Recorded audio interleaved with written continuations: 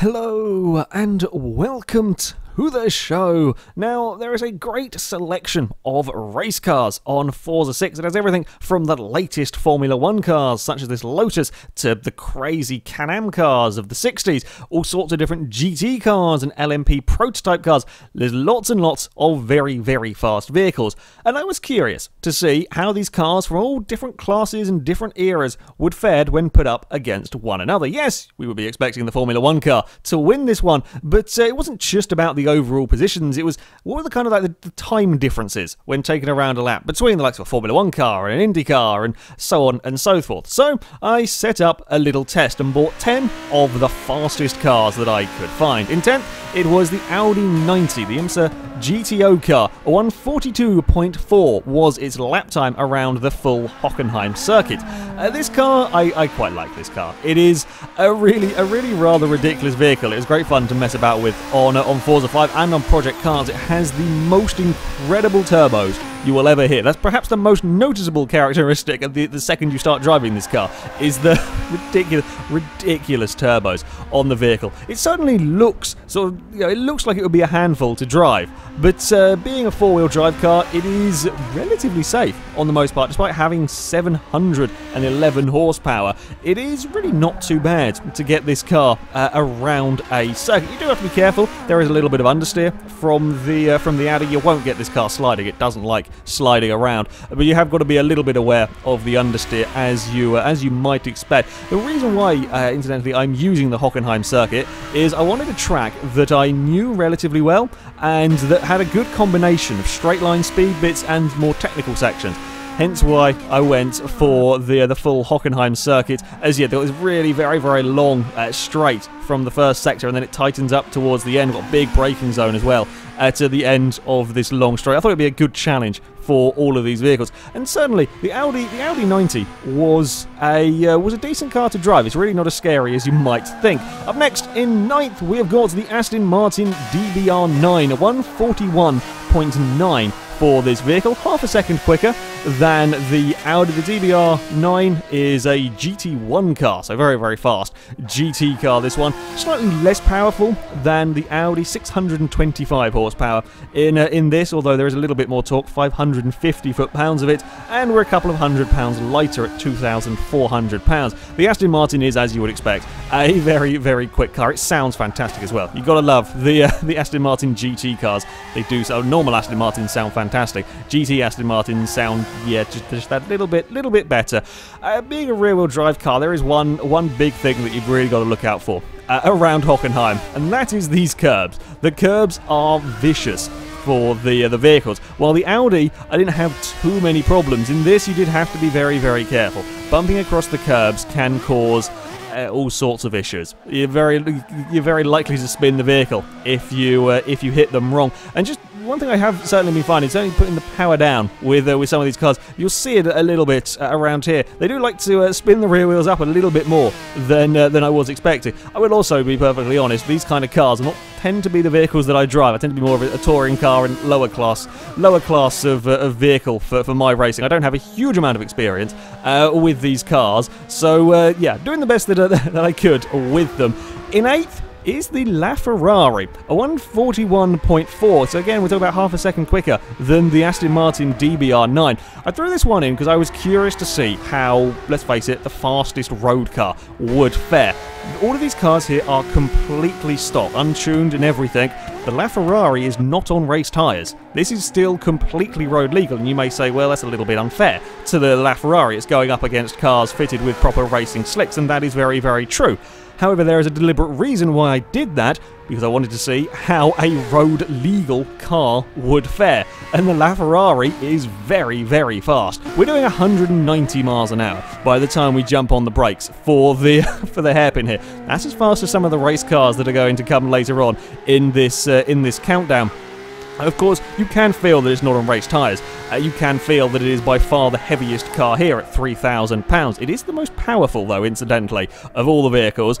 You can feel it when you're coming through the turns. It just simply does not have the grip of the racing cars. However, it can make up for it with some phenomenal acceleration, and it's still very good through the turns. You can still carry good enough corner speed to be keeping up with the lap times of some of the race cars. The brakes are also very good on this. Again, it's not quite got the racing car brakes. However, for what it is, it gets stopped very, very well compared to, you know, the kind of competition this is going up against is quite ridiculous for the LaFerrari. We have to go a little bit further down the road, lap time-wise, for the McLaren M8B, the crazy, crazy Can-Am cars. The first vehicle to get under the 140 is the 39.9 for this car. Yeah, these are another vehicles that I expected to be crazy. From the look of them, they look absolutely bonkers with their rear wings sticking miles up in the air. I mean, the stats are also pretty impressive. 635 horsepower in this, 575 foot-pounds of torque, in a car that weighs 1,444 pounds. That's it. That's all it weighs. That is a huge power-to-weight ratio. You put that all together in a car made in 1966, or around that era anyway, you expect this to be barely drivable, but you'd be completely wrong. It's actually a surprisingly nice car to drive. It's, you know, it's not the terrifying death machine that I expected the Can-Am cars to be. You do have to be careful. There are a couple of places, it's the curbs. The curbs are a huge issue for this car. If you run over the curbs, you're going to have a lot of problems. Especially the exit of this corner here is where I was having some problems. You see as you dip a wheel over the edge, it really gets unhappy. And the brakes on this car, yes, it is on sort of running on very old technology, if you like, but because the car is so light, you can brake really, really late. It doesn't quite have the grip, as I tried to push my luck a little bit too much. A slightly dodgy line through that corner, ran a bit wide, but it doesn't quite have the same grip as, again, some of the cars that are to come in this leaderboard, but it does really well. It's nowhere near as terrifying as I expected the Can-Am car to be. Up to 6th, it's another 3 seconds down the road to find the Lotus 77, a 136.7 for this vehicle. It is the least powerful of the cars we have here, a mere 465 horsepower and only 260 foot-pounds of torque, although it is the lightest, even lighter than the crazy Can-Am car. This one, 1,299 pounds. That's all the Lotus 77 weighs. So yeah, around a lap. Again, another pretty good car to drive. There wasn't any major issues. Being so light, the curbs are always a problem. You've got to stay off the curbs, and I was doing my very best on the most part to try and avoid them while still pushing it to the limit as much as I could. Yeah, this was a really interesting fight. I was really curious to see between the Can-Am car and kind of this era of Formula 1 car, which one would win out. The Formula 1 car has just got so much more grip through the corner. Yeah, it's not particularly fast. It's only 165 miles an hour before we jump on the brakes for this hairpin. I mean, it's far slower than the Ferrari was doing down here. But through the corners, there is so much more grip. In this car is so much more grip. You can brake very, very late with this one as well, although admittedly you aren't going as quick as some of the other vehicles. It's easily flat out through that corner. I never had a problem running wide through there, whereas much more on the limit for some of the other vehicles. I mean, they changed direction through here as well. The Lotus was so much nicer. You could just carry the corner speed. Yes, it was nowhere near the fastest accelerating, and it would struggle in a straight line compared to the rest of them. However, that corner speed, that made up for it. In 5th, interesting entry for this one. The Audi R18 e-tron, the latest of the Audi LMP cars, a 130.5. So admittedly, we are quite a long way up the road from the Lotus. We're talking 6-second difference between this LMP car and the classic Lotus, but you know, that's not massively surprising. This was an interesting one. The Audi, I didn't realise this until long after driving. It's actually a 4-wheel drive car, and it is a relatively easy vehicle to drive quickly around here. It's certainly the torquiest vehicle that we have. 758 horsepower in this, 958 foot-pounds of torque. That is a pretty damn incredible engine. I may have clipped the inside curb a little too hard on turn 1 there. Yeah, you can bounce across that. I got the Audi airboard across that curb. Yeah, decent statistics on this car. Weight is under 2,000 pounds, and for the most part, it felt like a pretty damn good car to drive. I had no issues with this vehicle. I wasn't sitting here going, oh, there's lots of understeer, or I was struggling with the oversteer. It felt pretty quick around the course of the lap. I also love how the TV camera at the hairpin doesn't quite know what it's doing. I don't know if it's because these cars are so fast it can't quite keep up, or whether it's just generally derpy. I think we should fire the cameraman on that part of the track. Yeah, again, another car we were easily flat out through that kink. However, the older LMP cars were quicker. The Peugeot 905 went up next. The first car under the 1 minute 30 to 29.9 for the 905, we're talking half a second quicker than the R18 for a much older LMP car. And I'm not quite sure how the Audi struggled so much. Audi far higher PI than the Peugeot, but the Peugeot went quicker. I do like the 905. It's just such a bizarre looking car. I've actually seen one of these in real life, the Autosport show a while ago. I saw one of these cars. They are bizarre looking vehicles. The wing on the back of this is just ridiculous. It's such a huge wing. Sort of like the hill climb car's wing on this, but it was a very, very successful LMP car. This one, stats-wise, 641 horsepower, 359 foot-pounds of torque, far less power, far less torque than the Audi. It is a little lighter, 1,600 pounds, but around the course of the lap, yeah, it is quicker than the R18. I never thought the R18 was a particularly bad car to drive. I'm wondering if perhaps the four-wheel drive system had something to do with why I didn't quite get it around the lap as quickly. Perhaps the Audi didn't quite suit my driving style as much. I was genuinely befuddled by that one. I really couldn't quite explain why that was. I mean, the Peugeot was a very nice car. I did have to be careful on getting the power down a little too soon. It could get a little bit of wheel spin, as you saw as coming out of the hairpin. There was something that you did have to be very, very careful with in the Peugeot.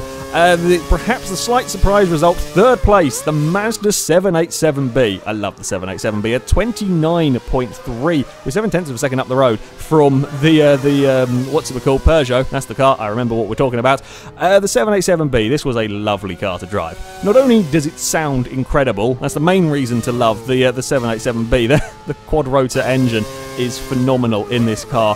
It drove so nicely. It was just a perfect car to drive. We didn't have the same little wheel spin problems that we got with the Peugeot, and you could just point this car and it would go wherever you wanted it to. It was absolutely lovely to race around this track. Really was very, very incredible race vehicle. On the stats front, we're slightly more powerful than the Peugeot, 690 horsepower. A little bit more torque as well at 448, and it's slightly heavier, 1,800 pounds, still lighter than the Audi though. Yeah, I mean, we're talking about an early 90s LMP car being quicker than the modern one. I'm not sure if it was perhaps I just didn't quite get the maximum out of the Audi. I don't know. Certainly, this car did feel really fast. This felt really nice to drive. But yeah, it's still, you know, a slight confusion. We're over a second a lap quicker in the 787B than we were with the Audi. Yeah, Mazda was a really nice car, and it sounds fantastic. Straight line speed-wise as well, this thing was getting up there, 195 miles an hour. But consider, you know, the LaFerrari was only 5 miles an hour slower than the 787B in a straight line. Up next, we are on to the Indy cars in second place, a 127.7 from the IndyCar. Now, last time I did a similar kind of test a while back on Forza 5, and it was quite close between the LMPs and the IndyCars. Again, it's relatively close. I mean, we're talking just only a little bit over 2 seconds between the two vehicles. Now, on Forza 5, the IndyCars were incredibly understeery. They were quite difficult to drive because they had so much understeer. They really did not like getting turned in sort of long, fast corners. Admittedly, that probably helped as to why on Forza 5 the LMPs and IndyCars were so close together, because of that understeer. It was raced at Bathurst, so yeah, that was quite a problem. Certainly, on Forza 6, that is not as much of a problem. They are still a little bit understeery, but it is nowhere near as bad.